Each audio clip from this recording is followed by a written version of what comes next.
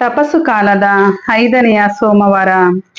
ಪ್ರವಾದಿ ದಾನಿಯೇಲನ ಗ್ರಂಥದಿಂದ ವಾಚನ. ಬಾಬಿಲೋನಿನಲ್ಲಿ ಯೋವಾಕಿಮನೆಂಬ ಒಬ್ಬ ವ್ಯಕ್ತಿ ಇದ್ದ. ಅವನು ಇಲ್ಕೀಯನ ಮಗಳಾದ ಸುಸನ್ನಳನ್ನು ಮದುವೆಯಾದ. ಆಕೆ ಬಹಳ ಚೆಲುವೆ. ದೇವರಲ್ಲಿ ಆಕೆಗೆ ಅಧಿಕ ಭಯಭಕ್ತಿ. ಅವಳ ತಂದೆ ತಾಯಿಗಳು ಕೂಡ ನೀತಿವಂತರು. ಮೋಶೆಯ ಧರ್ಮಶಾಸ್ತ್ರಾನುಸಾರ ಆಕೆಗೆ ಸುಶಿಕ್ಷಣವನ್ನು ಕೊಟ್ಟಿದ್ದರು. ಯೌವಾಕಿಮನು ಬಹು ಧನವಂತನಾಗಿದ್ದ. ಅವನ ಮನೆಯ ಪಕ್ಕದಲ್ಲೇ ಅವನದೊಂದು ತೋಟವಿತ್ತು. ಯಹೂದ್ಯರಲ್ಲಿ ಸಾಕಷ್ಟು ಜನ ಅವನಲ್ಲಿಗೆ ಬಂದು ಹೋಗುತ್ತಿದ್ದರು, ಏಕೆಂದರೆ ಅವನು ಎಲ್ಲರಿಗಿಂತಲೂ ಗೌರವಾನ್ವಿತನಾಗಿದ್ದ. ಈ ವರ್ಷ ಜನನಾಯಕರಲ್ಲಿ ಇಬ್ಬರು ನ್ಯಾಯಾಧೀಶರಾಗಿ ಆಯ್ಕೆಯಾಗಿದ್ದರು. ದುಷ್ಟತನ ಬಂದಿರುವುದು ಬಾಬಿಲೋನಿನಿಂದ, ಹಾಗೂ ಜನರನ್ನಾಳುವವರು ಎನಿಸಿಕೊಂಡ ಹಿರಿಯರು ನ್ಯಾಯಾಧೀಶರಿಂದ ಎಂಬ ಸರ್ವೇಶ್ವರನ ನುಡಿ ಅವರ ನಡತೆಗೆ ಅನ್ವಯಿಸುತ್ತಿತ್ತು. ಅವರು ಹೆಚ್ಚಾಗಿ ಯೌವಾಕಿಮನ ಮನೆಯಲ್ಲೇ ತಂಗುತ್ತಿದ್ದರು. ಅಲ್ಲಿದ್ದ ಇವರ ಬಳಿಗೆ ವ್ಯಾಜ್ಯವಿದ್ದವರೆಲ್ಲರೂ ಬರುತ್ತಿದ್ದರು. ಮಧ್ಯಾಹ್ನ ಜನರು ಹೊರಟು ಹೋದ ಮೇಲೆ ಸುಸನ್ನಳು ತನ್ನ ಗಂಡನ ತೋಟಕ್ಕೆ ವಿಹಾರಕ್ಕೆಂದು ಹೋಗುತ್ತಿದ್ದಳು. ಹೀಗೆ ಅವಳು ಪ್ರತಿದಿನ ಹೋಗುತ್ತಿದ್ದುದನ್ನು ಗಮನಿಸುತ್ತಿದ್ದ ಈ ಇಬ್ಬರು ನ್ಯಾಯಾಧೀಶರು ಆಕೆಯನ್ನು ಕಾಮದೃಷ್ಟಿಯಿಂದ ನೋಡತೊಡಗಿದರು. ಅವರ ಬುದ್ಧಿ ವಕ್ರವಾಯಿತು. ಸ್ವರ್ಗದತ್ತವಾಗಲಿ ನ್ಯಾಯಬದ್ಧವಾದ ತೀರ್ಪಿನತ್ತವಾಗಲಿ ಅವರ ಮನಸ್ಸು ಅರಿಯಲಿಲ್ಲ. ಅವರಿಬ್ಬರು ಅವಳ ಮೇಲಿನ ಮೋಹದಿಂದ ಪೀಡಿತರಾದರು.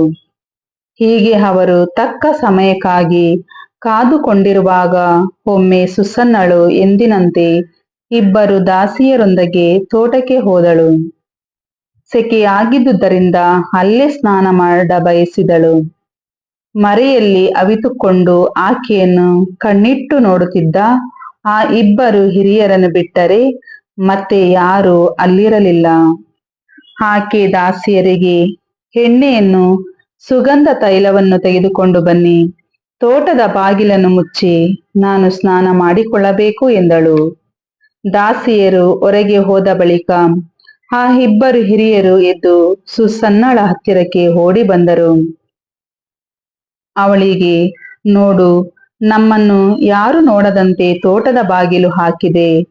ನಾವು ನಿನ್ನಲ್ಲಿ ಮೋಹಿತರಾಗಿದ್ದೇವೆ.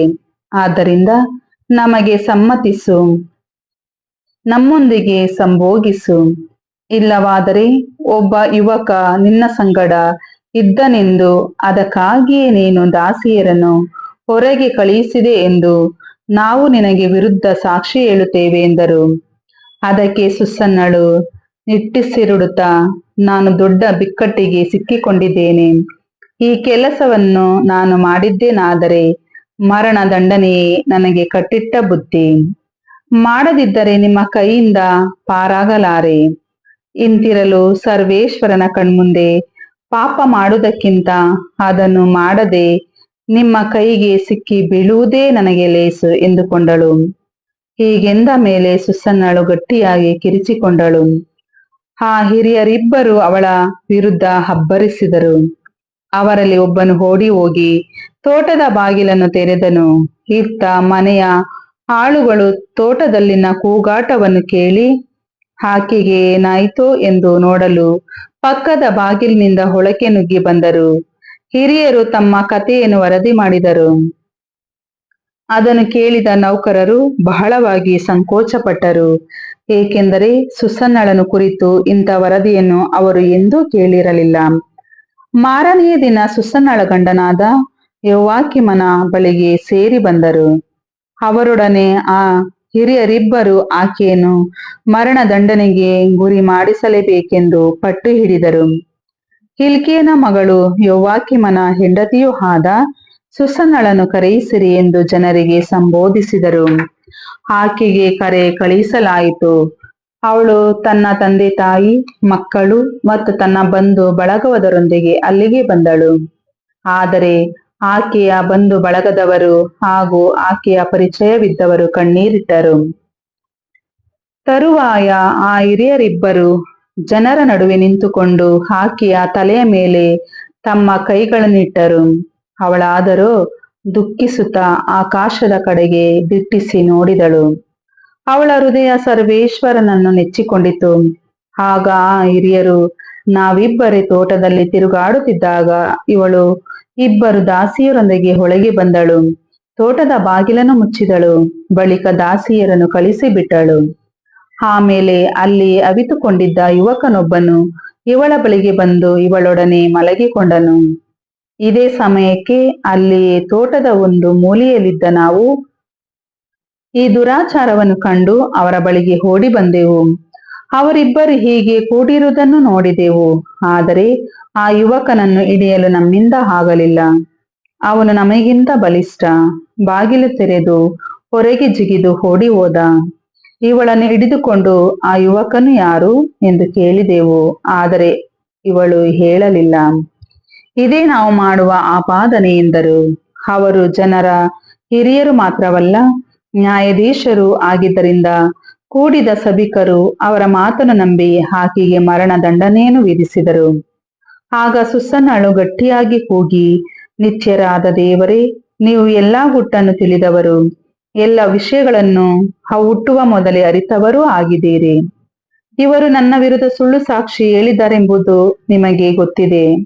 ಇವರು ನನಗೆ ವಿರುದ್ಧ ಹೊಟ್ಟೆ ಕಿಚ್ಚಿನಿಂದ ಹೇಳಿದ ಕಾರ್ಯಗಳನ್ನು ನಾನು ಮಾಡಿದ್ದೇ ಇಲ್ಲ. ಆದರೂ ಈಗ ನಾನು ಸಾಯಲೇಬೇಕು ಎಂದು ಮೊರೆಯಿಟ್ಟಳು. ಸರ್ವೇಶ್ವರ ಸ್ವಾಮಿ ಆಕೆಯ ಮೊರೆಯನ್ನು ಆಲಿಸಿದರು. ಜನರು ಅವಳನ್ನು ಕೊಲ್ಲುವುದಕ್ಕೆ ಸಾಗಿಸಿಕೊಂಡು ಹೋಗುತ್ತಿರುವಾಗ ದೇವರು ದಾನಿಯೇಲನೆಂಬ ಯುವಕನಲ್ಲಿದ್ದ ಪವಿತ್ರಾತ್ಮನನ್ನು ಚೇತನಗೊಳಿಸಿದರು. ದಾನಿಯೇಲನು, ಈ ಮಹಿಳೆಯ ರಕ್ತಪಾತಕ್ಕೆ ನಾನು ಹೊಣೆ ಅಲ್ಲ ಎಂದು ಕೂಗಿ ಹೇಳಿದನು. ಜನರೆಲ್ಲರೂ ಅವನ ಕಡೆಗೆ ತಿರುಗಿಕೊಂಡು, ನೀನು ಆಡಿದ ಮಾತಿನ ಮರ್ಮವೇನು ಎಂದು ವಿಚಾರಿಸಿದರು.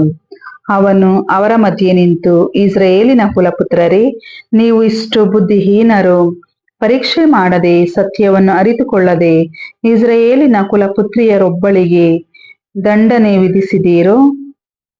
ನ್ಯಾಯಸ್ಥಾನಕ್ಕೆ ಮರಳಿ ಬನ್ನಿ, ಏಕೆಂದರೆ ಇವಳ ಮೇಲೆ ಸುಳ್ಳು ಸಾಕ್ಷಿ ಹೇಳಲಾಗಿದೆ ಎಂದು ಹೇಳಿದನು. ಜನರೆಲ್ಲರೂ ಕೂಡಲೇ ಹಿಂತಿರುಗಿ ಬಂದರು. ಜನನಾಯಕರು ದಾನಿಯೇಲನಿಗೆ, ಬಾ, ನಮ್ಮ ನಡುವೆ ಕುಳಿತುಕೊಂಡು ಆ ವಿಷಯವನ್ನು ನಮಗೆ ವಿವರಿಸು. ಹಿರಿಯರಿಗೆ ಕೊಟ್ಟಂತ ಗೌರವವನ್ನು ದೇವರು ನಿನಗೆ ಕೊಟ್ಟಂತಿದೆ ಎಂದರು. ಆಗ ದಾನಿಯೇಲನು, ಇವರಿಬ್ಬರನ್ನು ಬೇರ್ಪಡಿಸಿ ದೂರ ದೂರದಲ್ಲಿ ಇಡಿ, ನಾನು ಇವರನ್ನು ಪರೀಕ್ಷಿಸುತ್ತೇನೆ ಎಂದನು. ಅಂತೆಯೇ ಅವರನ್ನು ಬೇರ್ಪಡಿಸಲಾಯಿತು. ಆಮೇಲೆ ಅವರಿಬ್ಬರಲ್ಲಿ ಒಬ್ಬನನ್ನು ಕರೆದು ಅವನಿಗೆ, ಕೆಟ್ಟತನದಲ್ಲಿ ಬೆಳೆದು ಮುಪ್ಪಾಗಿರುವವನೇ, ನೀನು ಹಿಂದೆ ಮಾಡಿದ ಪಾಪಗಳು ಇಂದು ಬಯಲಿಗೆ ಬಂದಿದೆ. ನಿರಪರಾಧಿಗೂ ನೀತಿವಂತನಿಗೂ ಮರಣದಂಡನೆ ವಿಧಿಸಲೇ ಕೂಡದು ಎಂದು ಸರ್ವೇಶ್ವರ ಸ್ವಾಮಿ ಹೇಳಿದರು. ಅನ್ಯಾಯವಾದ ತೀರ್ಪು ಕೊಟ್ಟು ನಿರಪರಾಧಿಯನ್ನು ದಂಡಿಸಿ ಅಪರಾಧಿಗಳನ್ನು ಬಿಡುಗಡೆ ಮಾಡುತ್ತಾ ಬಂದಿರುವೆ.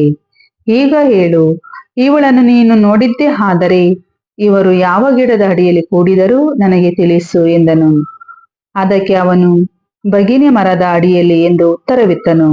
ಅದಕ್ಕೆ ದಾನಿಯೇಲನು, ನಿನ್ನ ಪ್ರಾಣಕ್ಕೆ ವಿರುದ್ಧ ಚೆನ್ನಾಗಿ ಸುಳ್ಳಾಡಿದೆ.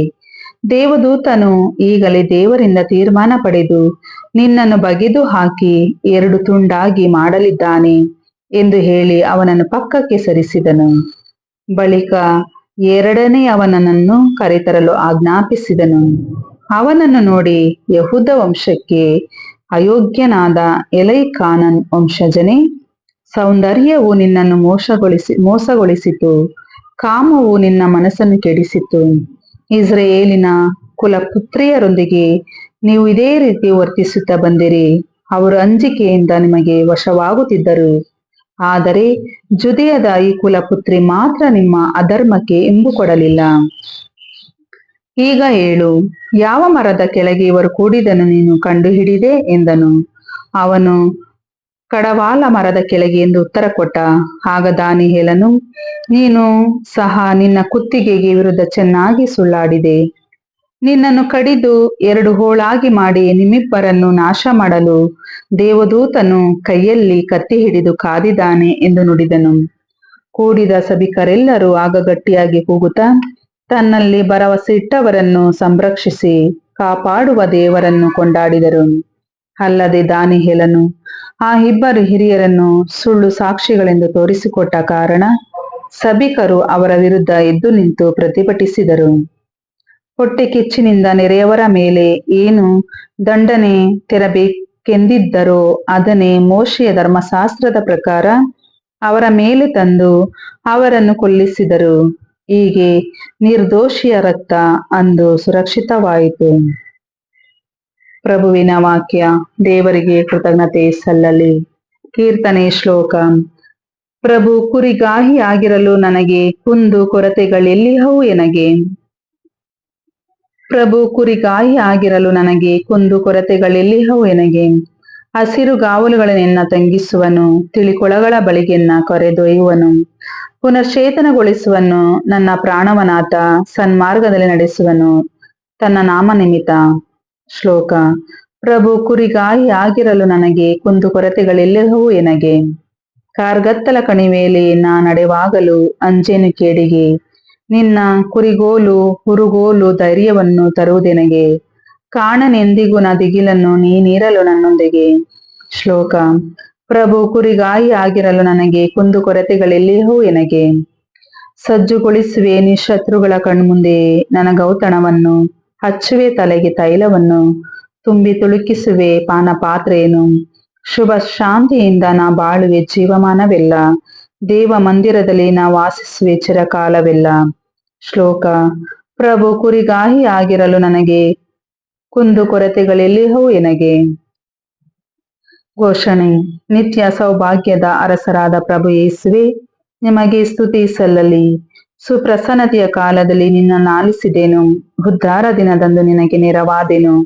ನಿತ್ಯ ಸೌಭಾಗ್ಯದ ಅರಸರಾದ ಪ್ರಭು ಯೇಸುವೆ, ನಿಮಗೆ ಸ್ತುತಿ ಸಲ್ಲಲಿ. ಯೋಹಾನನು ಬರೆದ ಪವಿತ್ರ ಶುಭ ಸಂದೇಶದಿಂದ ವಾಚನ. ಆ ಕಾಲದಲ್ಲಿ ಯೇಸು ಓಲಿಗುಡ್ಡಕ್ಕೆ ಹೋದರು. ಮರುದಿನ ಮುಂಜಾನೆ ಅವರು ಮತ್ತೆ ಮಹಾದೇವಾಲಯಕ್ಕೆ ಬಂದರು. ಜನರು ಸುತ್ತಲೂ ಬಂದು ನೆರೆಯಲು ಯೇಸು ಕುಳಿತುಕೊಂಡು ಬೋಧಿಸತೊಡಗಿದರು. ಆಗ ಧರ್ಮಶಾಸ್ತ್ರಿಗಳು ಫರಿಸಾಯರು ಒಬ್ಬ ಹೆಂಗಸನ್ನು ಅಲ್ಲಿಗೆ ಕರೆತಂದರು. ಅವಳು ವ್ಯಭಿಚಾರ ಮಾಡುತ್ತಿದ್ದಾಗಲೇ ಸಿಕ್ಕಿಬಿದ್ದಿದ್ದಳು. ಅವಳನ್ನು ಎಲ್ಲರ ಮುಂದೆ ನಿಲ್ಲಿಸಿ, ಬೋಧಕರೇ, ಈ ಹೆಂಗಸು ವ್ಯಭಿಚಾರ ಮಾಡುತ್ತಿದ್ದಾಗಲೇ ಸಿಕ್ಕಿಬಿದ್ದಳು. ಇಂಥವರನ್ನು ಕಲ್ಲೆಸೆದು ಕೊಲ್ಲಬೇಕೆಂದು ಮೋಶೆಯೇ ಧರ್ಮಶಾಸ್ತ್ರದಲ್ಲಿ ವಿಧಿಸಿದ್ದಾನೆ. ಈ ಕುರಿತು ನಿಮ್ಮ ಅಭಿಪ್ರಾಯವೇನು ಎಂದು ಪ್ರಶ್ನಿಸಿದರು. ಯೇಸುವನ್ನು ಮಾತಿನಲ್ಲಿ ಸಿಕ್ಕಿಸಿ ಅವರ ಮೇಲೆ ತಪ್ಪು ಹೊರಿಸಬೇಕೆಂಬುದೇ ಅವರ ಉದ್ದೇಶವಾಗಿತ್ತು. ಯೇಸುವಾದರೂ ಬಗ್ಗಿಕೊಂಡು ಬೆರಳಿನಿಂದ ಮರಳ ಮೇಲೆ ಏನನ್ನೋ ಬರೆಯುತ್ತಾ ಕುಳಿತರು. ಬಂದವರಾದರೂ ಮೇಲಿಂದ ಮೇಲೆ ಪ್ರಶ್ನೆ ಹಾಕುತ್ತಲೇ ಇದ್ದರು. ಆಗ ಯೇಸು ನೆಟ್ಟಗೆ ಕುಳಿತು, ನಿಮ್ಮಲ್ಲಿ ಪಾಪ ಮಾಡದವನು ಯಾವನೋ ಅಂಥವನು ಇವಳ ಮೇಲೆ ಮೊದಲನೇ ಕಲ್ಲು ಬೀರಲಿ ಎಂದು ಹೇಳಿ ಪುನಃ ಬಗ್ಗಿಕೊಂಡು ನೆಲದ ಮೇಲೆ ಬರೆಯತೊಡಗಿದರು. ಇದನ್ನು ಕೇಳಿದ್ದೇ ಹಿರಿಯರಿಂದ ಹಿಡಿದು ಅವರೆಲ್ಲರೂ ಒಬ್ಬೊಬ್ಬರಾಗಿ ಅಲ್ಲಿಂದ ಕಾಲು ಕಿತ್ತರು. ಕೊನೆಗೆ ಅಲ್ಲಿ ಉಳಿದವರೆಂದರೆ ಯೇಸು ಮತ್ತು ನಿಂತುಕೊಂಡಿದ್ದ ಆ ಹೆಂಗಸು. ಆಗ ಯೇಸು ತಲೆ ಎತ್ತಿ, ತಾಯಿ, ಅವರೆಲ್ಲ ಎಲ್ಲಿ? ನಿನಗೆ ಯಾರು ಶಿಕ್ಷೆ ವಿಧಿಸಲಿಲ್ಲವೇ ಎಂದು ಕೇಳಿದರು. ಅವಳು, ಇಲ್ಲ ಪ್ರಭು ಎಂದಳು. ಯೇಸು ಅವಳಿಗೆ, ನಾನು ನಿನಗೆ ಶಿಕ್ಷೆ ವಿಧಿಸುವುದಿಲ್ಲ, ಹೋಗು, ಇನ್ನು ಮೇಲೆ ಪಾಪ ಮಾಡಬೇಡ ಎಂದರು. ಪ್ರಭುವಿನ ಶುಭ ಸಂದೇಶ. ಕ್ರಿಸ್ತರೇ ನಮಗೆ ಸ್ತುತಿ ಸಲ್ಲಲಿ.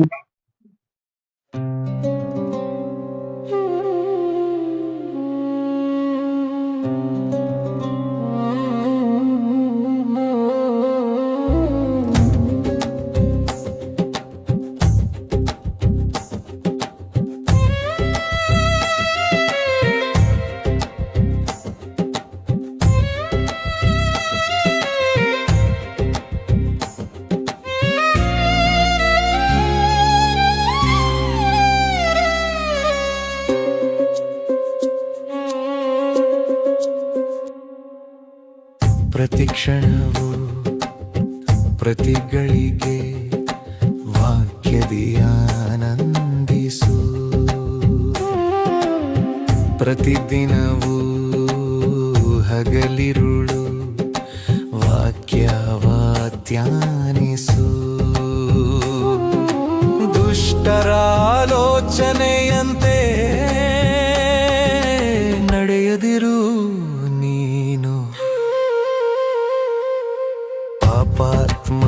ಮಾರ್ಗದಲ್ಲಿ ನಿಲ್ಲದಿರು ನೀನು.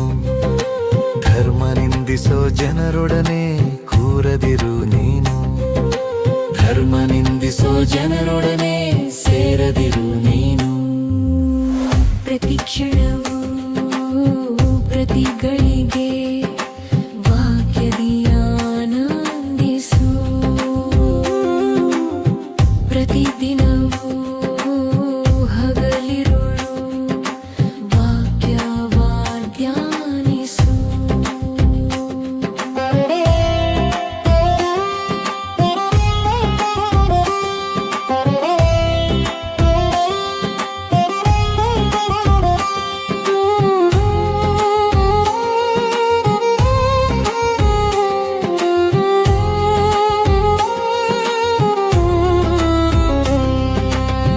ಪ್ರತಿದಿನ ವಾಕ್ಯವ ಓದಿ ಧ್ಯಾನಿಸುತ್ತಿದ್ದರೆ ನೀನು ನೀರಿನ ಕಾಲುವೆ ಬಳಿಯಲಿ ಬೆಳೆದ ಮರದಂತಿರುವೆ. ನಂಬಿಕೆ ಪರಿಶುದ್ಧತೆಯಲ್ಲಿ ದೃಢವಾಗಿ ನಿಲ್ಲುವೆ. ಆಗ ನಿನ್ ಕಾರ್ಯಗಳೆಲ್ಲ ಸಫಲತೆ ಕಾಣುವುದು. ಪ್ರತಿ ಕ್ಷಣವೂ ಪ್ರತಿಗಳಿಗೆ ವಾಕ್ಯದಿ ಆನಂದಿಸು.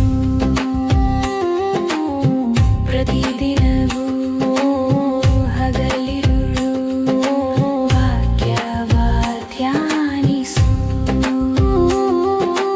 ದುಷ್ಟರ ಆಲೋಚನೆಯಂತೆ ನಡೆಯದಿರು ನೀನು.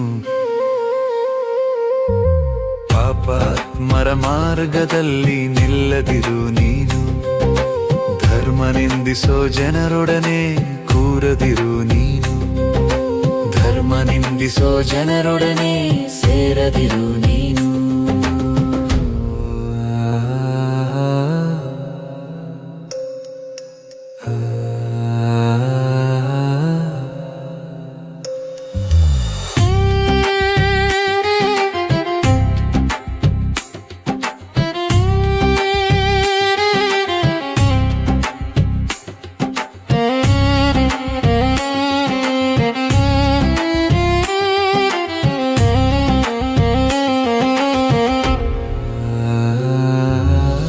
ಪ್ರತಿ ಕ್ಷಣವೂ ಪ್ರತಿಗಳಿಗೆ ವಾಕ್ಯದಿ ಆನಂದಿಸು.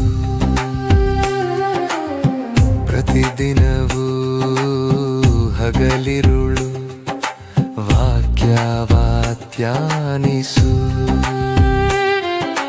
ವಾಕ್ಯವ ಲಕ್ಷಿಸದ ದುಷ್ಟ ಜನರೆಲ್ಲ ಗಾಳಿಗೆ ಬಡಿದ ಹೊಟ್ಟಿನಂತಿರುವರು. ವಾಕ್ಯವ ಜಾಣಿಸದ ದುಷ್ಟ ಜನರೆಲ್ಲ ನ್ಯಾಯ ವಿಚಾರಣೆಯಲ್ಲಿ ನಿಲ್ಲಲಾರರು. ಪ್ರತಿ ಕ್ಷಣವೂ ಪ್ರತಿಗಳಿಗೆ ವಾಕ್ಯದಿ ಆನಂದಿಸು. ಪ್ರತಿದಿನವೂ ಹಗಲಿರುಳು ವಾಕ್ಯವ ಧ್ಯಾನಿಸು. ಪಾಪಾತ್ಮರು ನೀತಿವಂತರ ಸಭೆಯಲ್ಲಿ ನಿಲ್ಲಲಾರರು. ದೇವರಾದರೋ ನೀತಿವಂತರ ಮಾರ್ಗವ ಲಕ್ಷಿಸುವನು. ಪಾಪಾತ್ಮರು ನೀತಿವಂತರ ಸಭೆಯಲ್ಲಿ ನಿಲ್ಲಲಾರರು. ದೇವರಾದರೋ ನೀತಿವಂತರ ಮಾರ್ಗವ ಲಕ್ಷಿಸುವನು.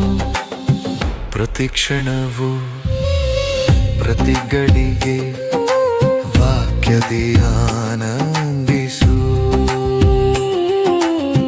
ಪ್ರತಿದಿನವೂ ಹಗಲಿರುಳು ವಾಕ್ಯವ ಧ್ಯಾನಿಸು. ದುಷ್ಟರ ಆಲೋಚನೆಯಂತೆ ನಡೆಯದಿರು ನೀನು. ಪಾಪಾತ್ಮರ ಮಾರ್ಗದಲ್ಲಿ ನಿಲ್ಲದಿರು ನೀನು. ಧರ್ಮ ನಿಂದಿಸೋ ಜನರೊಡನೆ ಕೂರದಿರು ನೀನು. ಧರ್ಮ ನಿಂದಿಸೋ ಜನರೊಡನೆ ಸೇರದಿರು ನೀನು. ಪ್ರತಿಕ್ಷಣವೂ ಪ್ರತಿಗಳಿಗೆ ವಾಕ್ಯದಿ ಆನಂದಿಸು. ಪ್ರತಿದಿನವೂ ಹಗಲಿರುಳು ವಾಕ್ಯವಾಡ್ಯಾನಿಸು. ಪ್ರತಿಕ್ಷಣವು ಪ್ರತಿಗಳಿಗೆ ವಾಕ್ಯದಿ ಆನಂದಿಸು. ಪ್ರತಿದಿನವೂ ಹಗಲಿರುಳು ವಾಕ್ಯವ ಧ್ಯಾನಿಸು.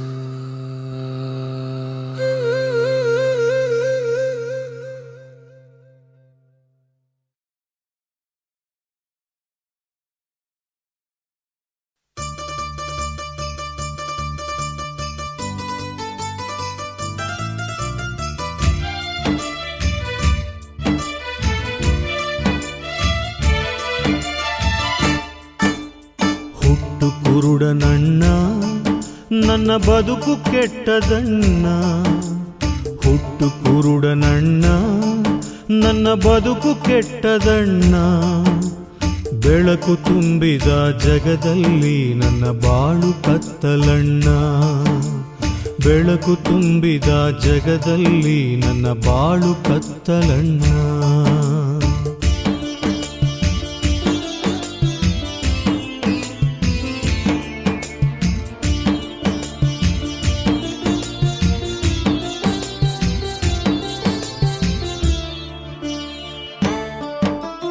ಹೆತ್ತ ತಾಯಿಯನ್ನು ಒಮ್ಮೆ ನೋಡೋ ಆಸೆಯಣ್ಣ.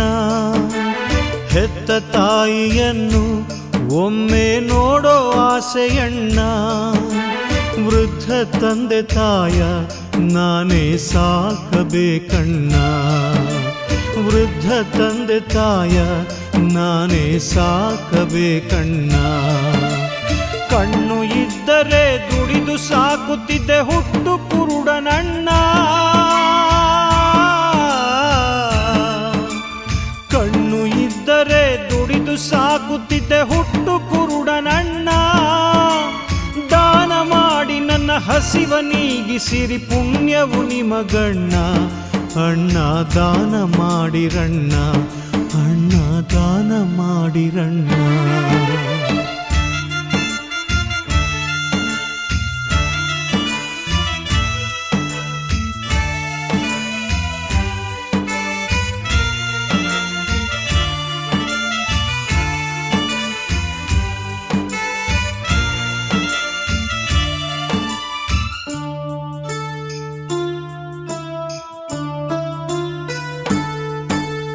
ನೊಂದ ಬಾಳಿನಲ್ಲಿ ಹರುಷದ ವಾರ್ತೆ ಕೇಳಿ ಬಂತ.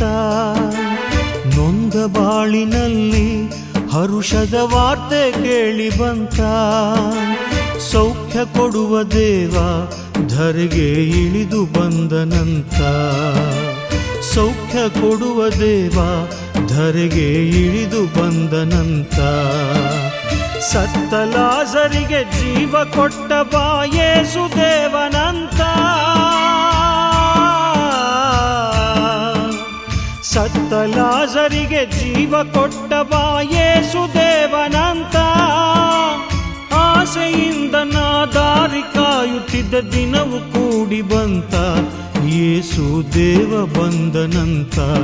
ಯೇಸು ದೇವ ಬಂದನಂತ. ಲೇ ಬಾರ್ತಿಮೇವನೇ, ಯೇಸು ಹೋಗ್ತಾ ಇದ್ದಾರೆ ಕಣೋ. ಏನು ಏನು ಯೇಸುನೇ, ಯೇಸು ಸ್ವಾಮಿಯೇ, ದಾವೀದ ಪುತ್ರ ಯೇಸುವೇ. ಯಾಕೋ ಯಾಕೋ ಕಿರ್ಚ್ತಾ ಇದೀಯಾ? ನಾವು ಭಿಕಾರಿಗಳು ಕಣೋ.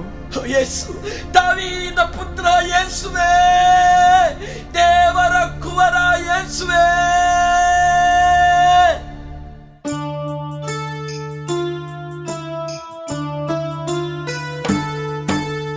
ನೊಂದ ಕೂಗ ಕೇಳಿ ಯೇಸು ಅಲ್ಲೇ ನಿಂತರಣ್ಣ.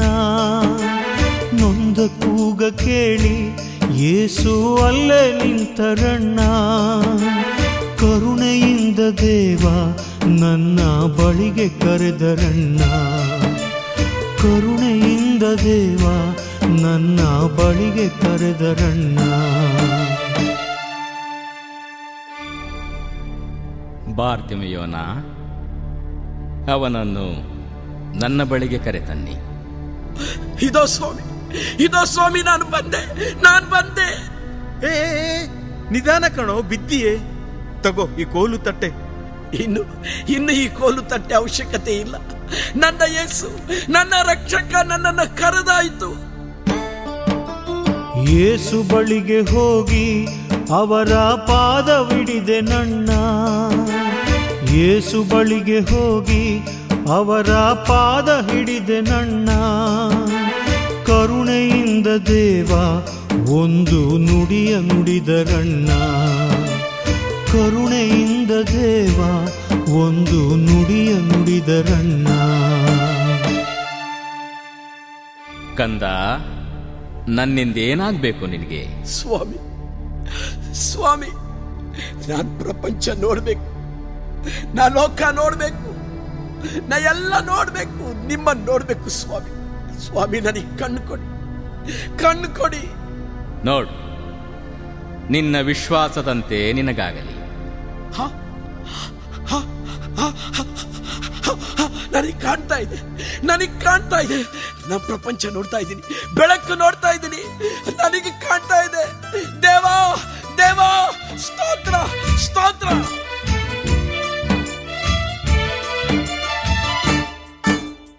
ಕಣ್ಣು ಕೊಟ್ಟ ದೇವ ನಿಮಗೆ ಕೋಟಿ ಕೋಟಿ ಸ್ತೋತ್ರ. ಕಣ್ಣು ಕೊಟ್ಟ ದೇವ ನಿಮಗೆ ಕೋಟಿ ಕೋಟಿ ಸ್ತೋತ್ರ. ಜೀವಮಾನವೆಲ್ಲ ಸಾರುವೆ ನಿಮ್ಮ ಮಹಿಮೆಯನ್ನ. ಯೇಸುವೆ ನಿಮ್ಮ ಮಹಿಮೆಯನ್ನ, ಯೇಸುವೆ ನಿಮ್ಮ ಮಹಿಮೆಯನ್ನ. ಹುಟ್ಟು ಕುರುಡ ನನಗೆ ಯೇಸು ಕಣ್ಣ ಕೊಟ್ಟರಲ್ಲ. ಹುಟ್ಟು ಕುರುಡ ನನಗೆ ಯೇಸು ಕಣ್ಣ ಕೊಟ್ಟರಲ್ಲ. ഇരുಳು ತುಂಬಿದ ಜಗದಲ್ಲಿ ಬೆಳಕಾಗಿ ಬಂದರಲ್ಲ. ഇരുಳು ತುಂಬಿದ ಜಗದಲ್ಲಿ ಬೆಳಕಾಗಿ ಬಂದರಲ್ಲ. ಪ್ರೇಷಿತರ ಕಾರ್ಯಕಲಾಪಗಳು ಅಧ್ಯಾಯ 4 ವಾಕ್ಯ 12. ಯೇಸು ನಾಮದಿಂದಲ್ಲದೆ ಆಕಾಶದ ಕೆಳಗೆ ಮಾನವ ರಕ್ಷೆಗೆ ಬೇರೆ ಯಾವ ನಾಮದಿಂದಲೂ ರಕ್ಷಣೆ ಇಲ್ಲ. ಆಮೆನ್.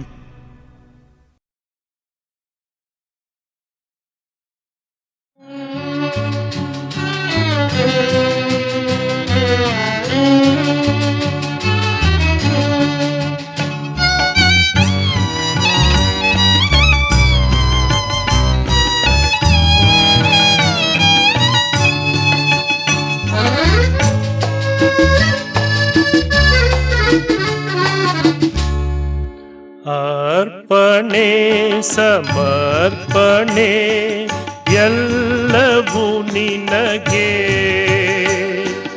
ಜೀವದ ಆರಾಧನೆ ಅಂಕಿತ ನಿನಗೆ. ಅರ್ಪಣೆ ಸಮರ್ಪಣೆ ಎಲ್ಲವೂ ನಿನಗೆ. ಜೀವದ ಆರಾಧನೆ ಅಂಕಿತ ನಿನಗೆ.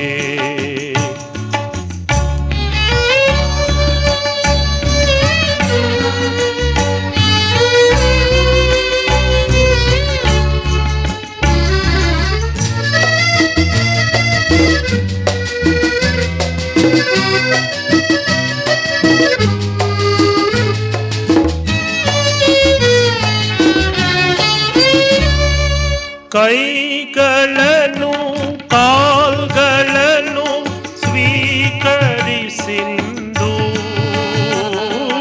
ಕೈಗಳನ್ನು ಕಾಲ್ಗಳನ್ನು ಸ್ವೀಕರಿಸಿಂದು. ನೊಂದವರ ಸೇವೆಯಲ್ಲಿ ದುಡಿಯಲು ಎಂದು ಅರ್ಪಣೆ ಸಮರ್ಪಣೆ ಅರ್ಪಣೆ ಎಲ್ಲವೂ ನಿನಗೆ ಜೀವದ ಆರಾಧನೆ ಅಂಕಿತ ನಿನಗೆ.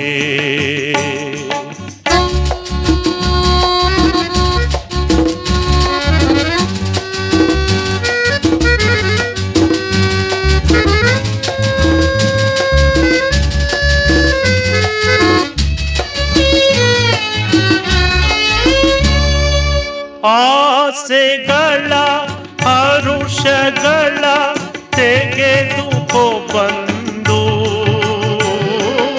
ಆಸೆಗಳ ಹರುಷಗಳ ತೆಗೆದುಕೋ ಬಂದು, ಈರುಳಿನಲ್ಲಿ ಇರುವರಿಗೆ ಹಂಚಲು ಎಂದು